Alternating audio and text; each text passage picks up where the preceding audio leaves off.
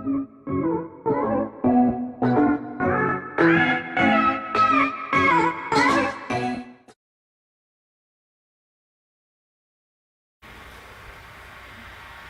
welcome back to part 2 of the Colorado work. So in my first video I took off the wheel, obviously. I took off the caliper and all that, and I actually went and got new parts. I got all that stuff sitting aside, and what I'm going to be doing in this video is I'm actually going to be doing, this will be a two-parter video here. I'm going to be doing the wheel hub and the ball joints. Might as well do that all in one whack, that way it's done and over with. So but to start you off, we are going to be removing the axle nut, and this is a 36 millimeter. It don't feel like it, but it is. It's 36 millimeter. So we're going to try to pop that loose right now using my cordless impact.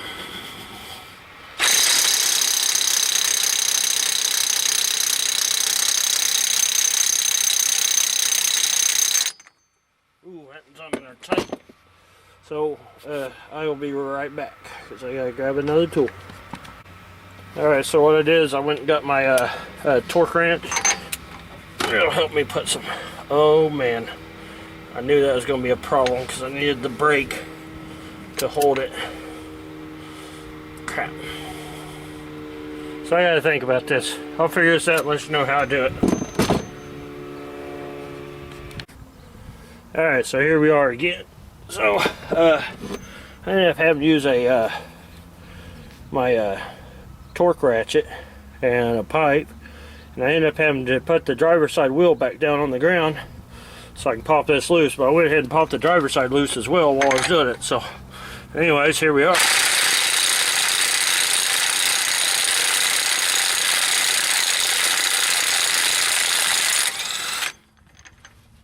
So there's that.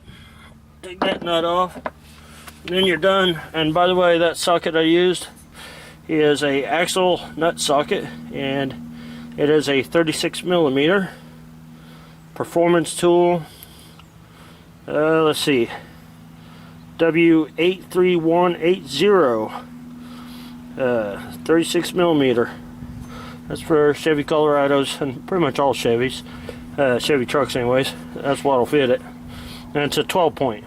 So but yeah, anything I use on this, I will try to link it down below. I'll have to get an affiliate account with Amazon to do all that, but I will try to link it all below so y'all have that information. And then for this one here, for these bolts, it's going to be 17 millimeter. So maybe if it fit while ago, I don't know what happened. No, it ain't 17 millimeter. It's actually 16 millimeter. I remember it now. So I don't have a 16, but I got something similar. So I'll be right back.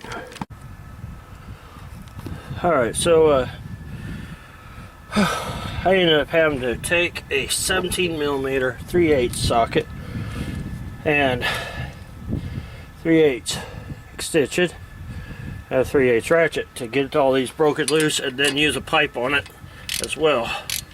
So just keep that in mind if you're doing this, and even at that, it may not be right still yet. So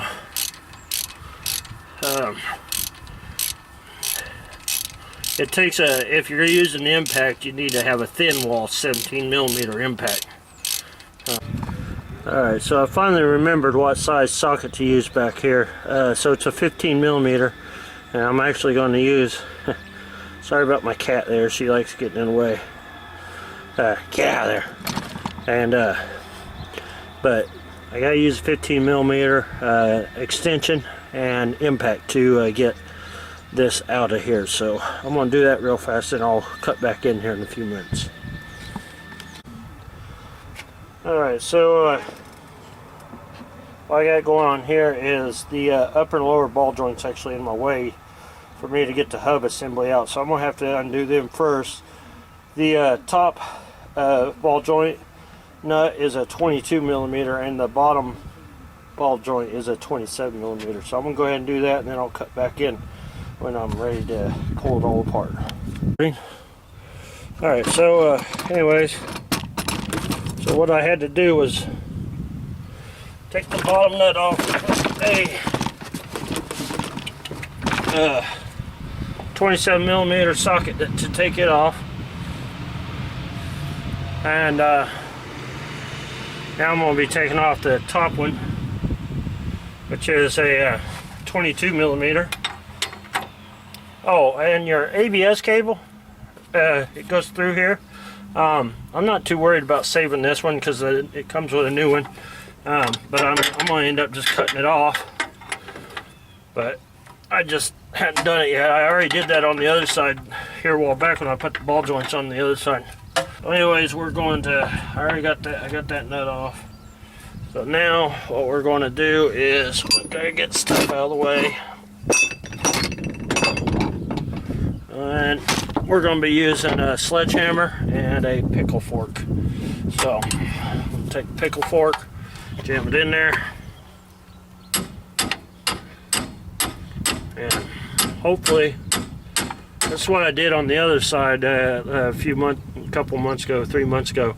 I pounded it underneath here, popped this side loose, and when I did, the whole thing just fell off. So, but probably won't go that way this time.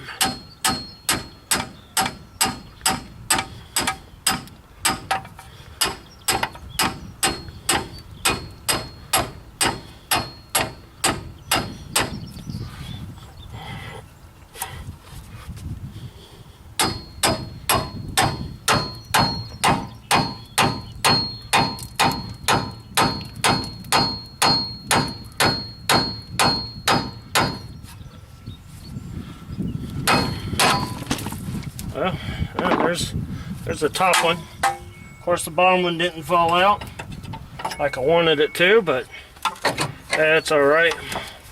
Gives you a little bit more view of what I have to deal with here.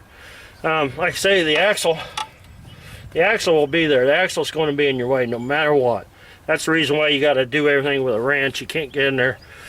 You might check some other channels out. They might have a different way of doing it, but this is how I'm doing it. So. But yeah, I'm going to go ahead and cut it off because the camera's in my way.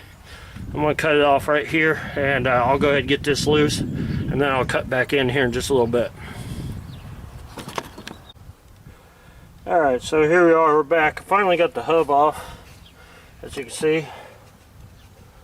And there's the new one.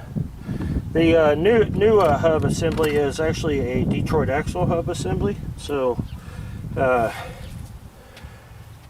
they're actually a pretty good product for the most part.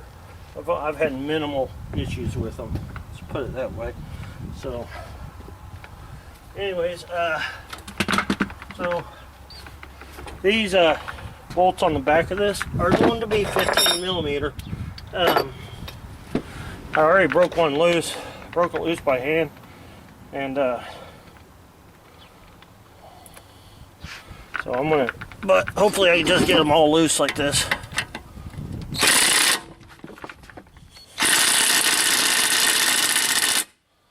And it's not looking.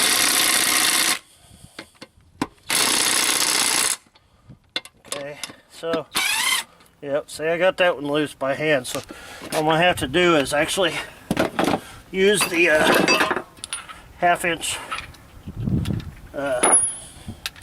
torque wrench, because that's the only thing I got for a breaker bar. And I'm going to pop these loose. Try to anyways. So I'll cut back in when I get that ready, so I'll be right back. Alright, so this is how I figure it out.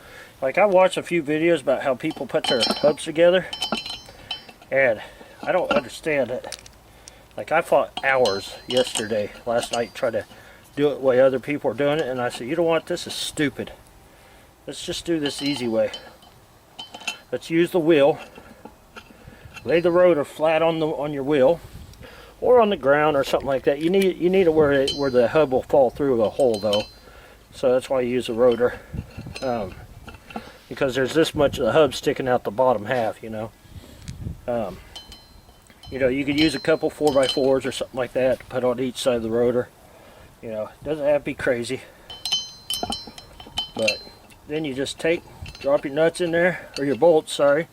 And this is, I watched another video, a guy says an 18 millimeter. It's not an 18 millimeter. It is a 17 millimeter socket. Okay, make sure you use a 17.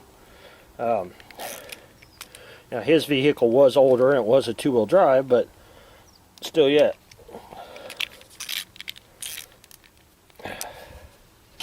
But it should be a 17. So, and if you're using an impact socket, you want to use a thin wall socket to do this with, because a regular black hard coated socket won't work. It won't fit in this hole. So, and I do this the same way I do as if I was putting my wheel on. You do it in a star pattern. That way you know everything goes even.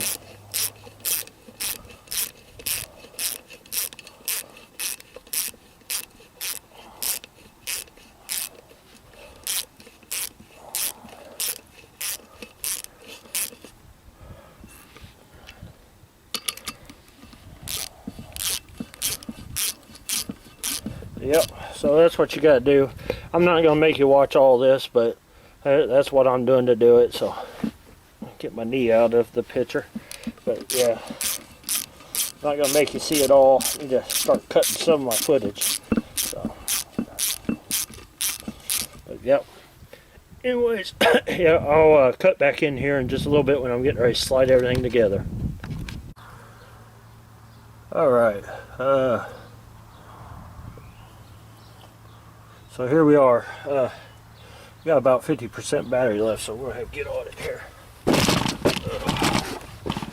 So what you do here is you want to set your hub. If you're sitting on the ground, you want to set it, you know, pretty damn close to you. It's quite heavy. Your hub and your rotor together, it's quite heavy. You want to feed your wire in here. And you need your axle to be out of the way. There's also your greaser is in the way down there for putting your bolt in. That's something else I got to deal with. So, but you want to run this cable in there, and you want, there's a bracket. This bracket that is on there, you want that off of there. It's in the way. It sits like right here somewhere. So, I actually, so on my truck here, like, it don't matter which hub you can use either side, but for some reason Detroit Axle put a left and a right on there, and that's not accurate for this particular application, only for this part. So I just use the old bracket, and that way it's on there correctly. So I'll do that a little bit though. So anyways, so you want to feed this up in there, and then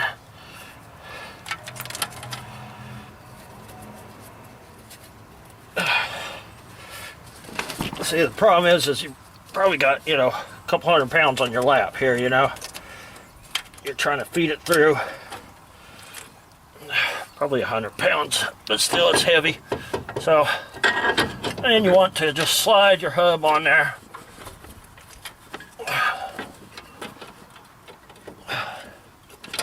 And you want your wire to be straight up.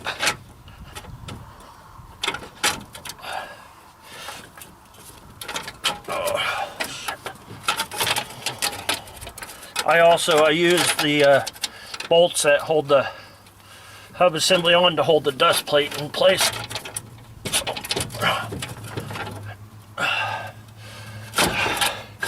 Anyways, yeah, I'm gonna have to cut the film for just a minute here. Okay, well, anyways, so here we are, the hub assembly. What I had to do to get this to slide up into the housing is I had to take the nut here, the axle nut, and put it on, and then take the impact and start impacting it on just a little bit and feeding the wire through also in the process. Make sure that you take off your old ABS cable, get it completely out of the way. All that's plug and play and snaps back together with no problem. I don't think I need to show you a video on that. Also, your lower ball joint, you'll want to put a new grease zerk in it. I had to take my grease zerk out. You may not have to take it out to do that, but I had to do that to put the bolts in the back of the hub, or in the back of the housing, which is a 15mm socket. So anyways, yeah, this is the final bit here for the hub assembly, and then we're going to cut back onto the brakes here, and that'll be a separate camera. So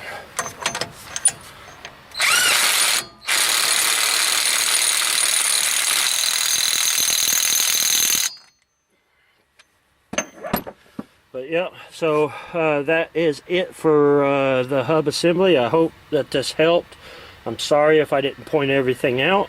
I try my best, but it's hard to do. Anyways, like, comment, subscribe, share, and I'll catch you on the next one. Stay tuned for the behind the scene footage also that is on a third separate camera. So anyways, see you guys then. Thank you.